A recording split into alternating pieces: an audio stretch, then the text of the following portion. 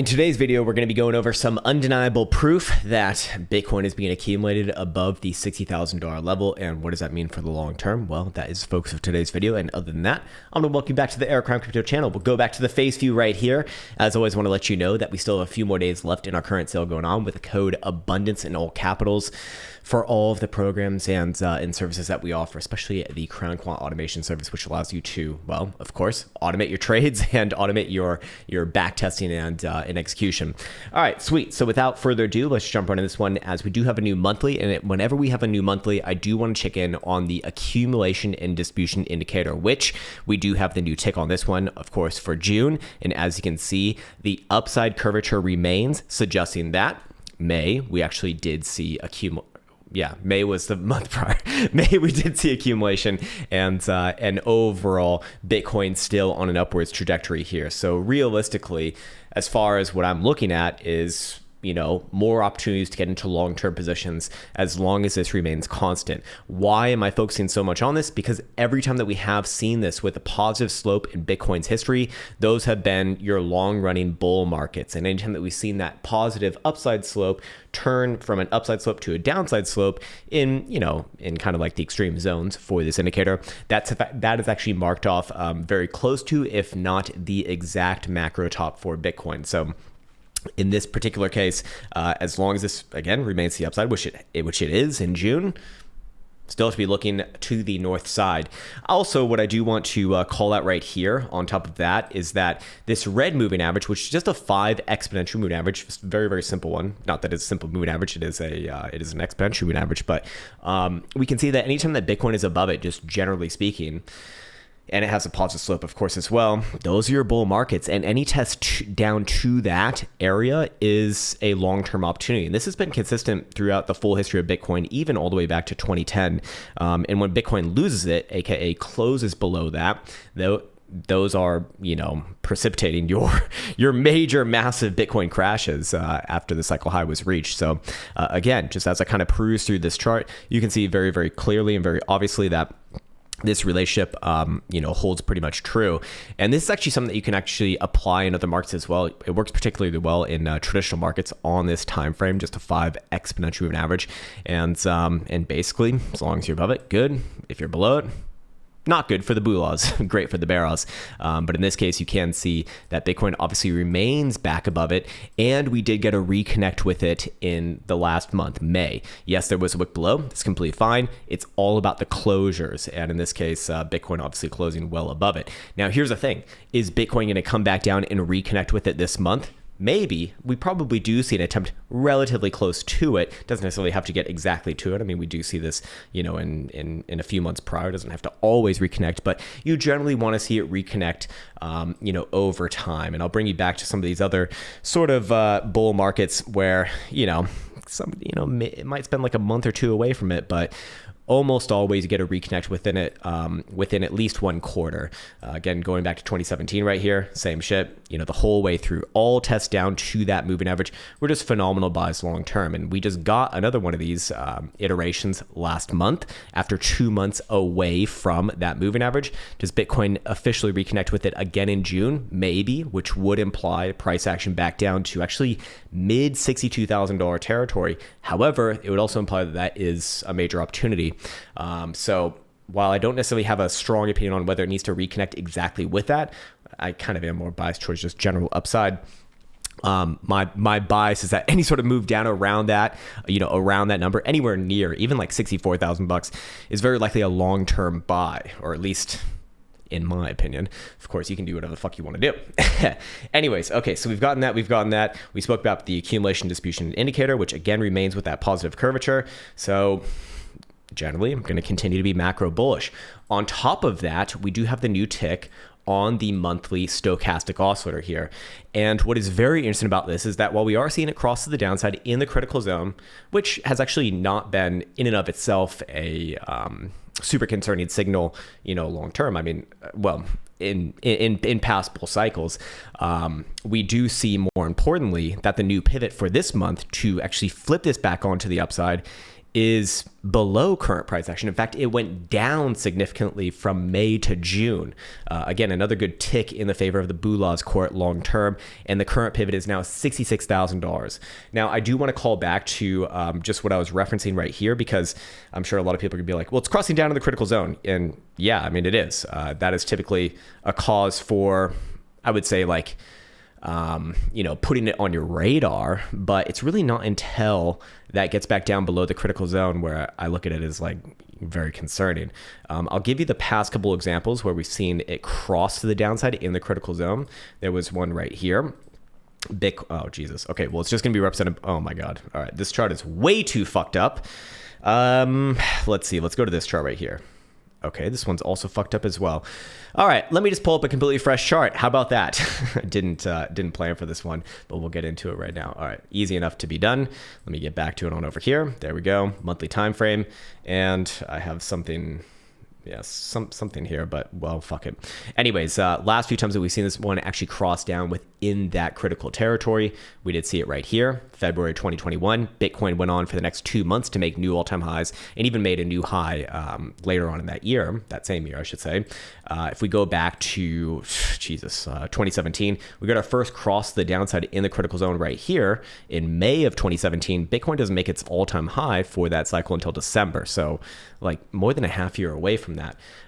Same thing over here. In fact, this one crossing down really before the, that next major fucking blow off. So ultimately, while it is a cause for, it's more like a long-term sort of, it's like a long-term sort of warning that, hey, this cycle is not going to go on that much longer. I would say you're not going to see it go on a year from now. This cycle's over.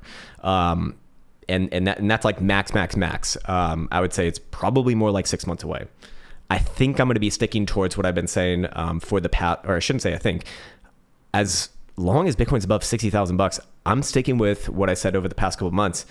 Bitcoin's more likely to make new all-time highs this year. Yes, it's probably likely to have a pretty damn good rest of the general year, but we probably see the all-time highs for this cycle either late this year or very early 2025.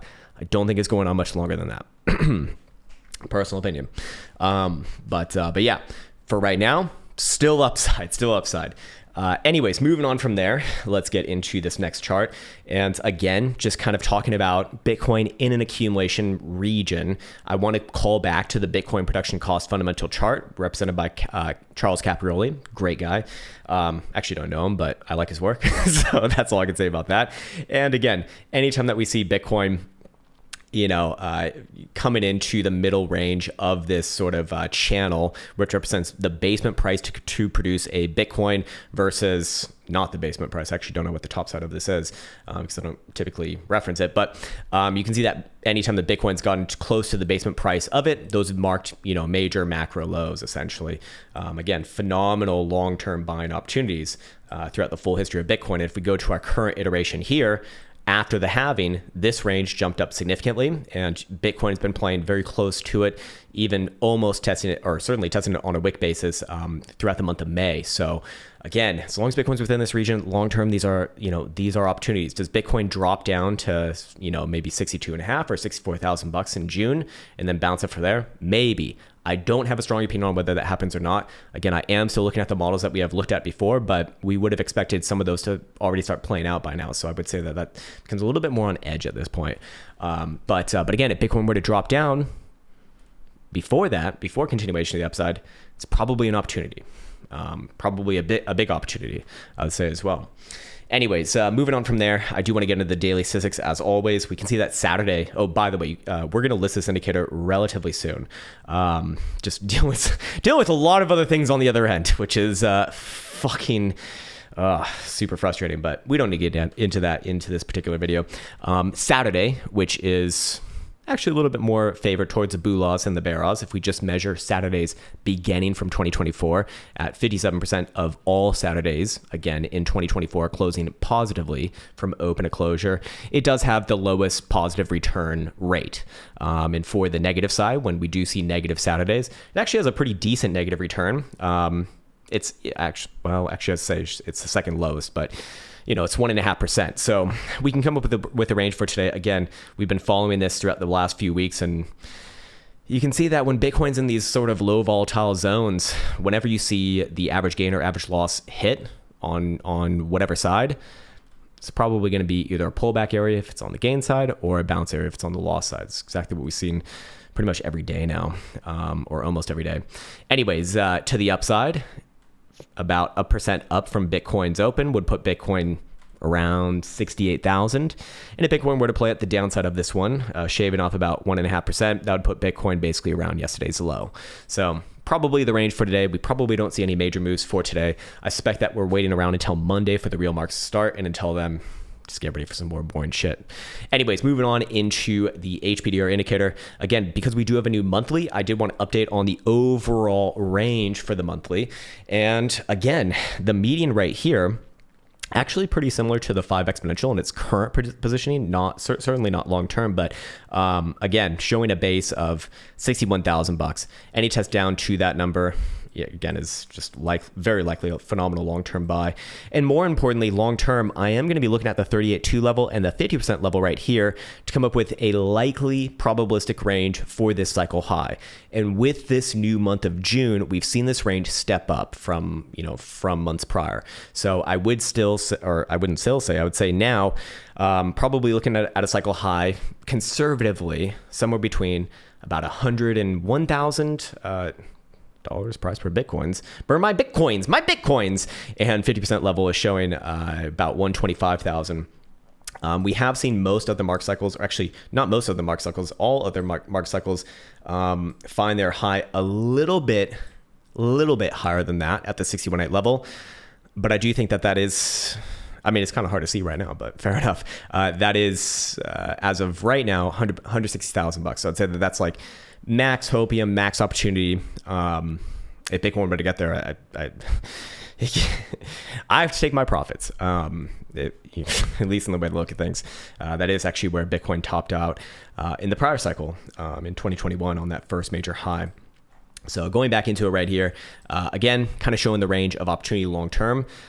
As long as we see this continue to remain positive, and as long as Bitcoin is above that 5 exponential moving average, I'm generally going to be looking towards wherever these two areas come in around for this cycle high. I would still say probably before end of year, actually. I do think that this likely happens before end of year. I think you're going to see a macro high, and you're going to see this market trade sideways and down from there. How far down does it come? I don't think it's going to be as bad as other market cycles for Bitcoin, but I think that general move is going to catch a lot of people off guard, because a lot of people are looking at, well, 2025 has to be bullish because 2026 is when the top's going to be, because that's what happened in the past, and blah, blah, blah, blah, blah. And maybe you're right. Maybe it's also an election year, and in November probably going to mark the high, something like that. So yeah, I think that's a good place for me to be leaving off. Yeah, good area. Forgot to go over the Krown Quant automation service, but we'll do a more dedicated video on that a little bit later. I just want to make sure that I get the word out as much as possible, because it is quite literally my favorite service, because I fucking use it myself and saves me a lot of time, because, well, I don't have to actually be at my computer trading, just have to be more like a strategist, moving the chess pieces and figuring out what sort of setups and statistics are preferable to you. Anyways, yeah, one thing's right there. Again, long term, it's probably, might be a somewhat boringish June, but upside still remains the most likely thing to be happening. And as of right now, I'd be projecting a cycle high somewhere between 101 or 102,000 bucks on the lower end, and 125 on the upper end. And if things get super crazy, 160. So we'll leave things right there, and we'll come back at it tomorrow. Oh, I forgot to also mention. Wait, no. I did mention that. All right. We're good. Okay, we'll come back at it tomorrow. With all of that said, I want to wish you the best of best as always. Take care, much love, and many abundances in your life.